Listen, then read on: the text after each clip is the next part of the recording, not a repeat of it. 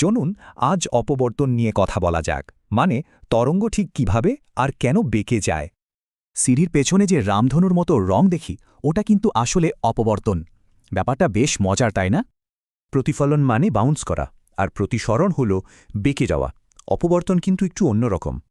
এটা হলো যখন কোনো বাধার চারপাশে এসে তরঙ্গটা বেঁকে আর ছড়িয়ে পড়ে, মানে কোনো শক্তি না হারিয়েই তরঙ্গ তার সোজা পথ থেকে সামান্য বিচ্যুত হয়।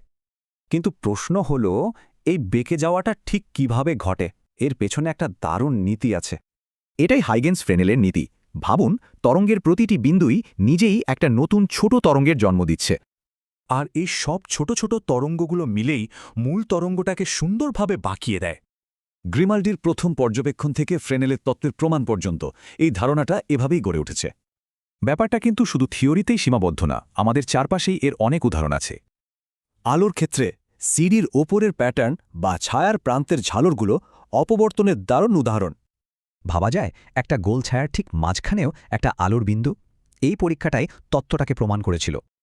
শুধু আলো নয়, শব্দের ক্ষেত্রেও এটা ঘটে। যেমন ধরুন, কোণার আড়াল থেকে আসা ডাক শোনা। আর এই দারুণ ব্যাপারটাকে কাজে লাগিয়ে কিন্তু অসাধারণ সব প্রযুক্তিও তৈরি হয়েছে।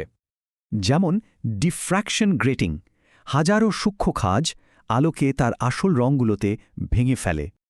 এটা বর্ণালী বীক্ষণ, হলোগ্রাফি, এমনকি সিডি বা ডিভিডি থেকে ডেটা পড়তেও কাজে লাগে।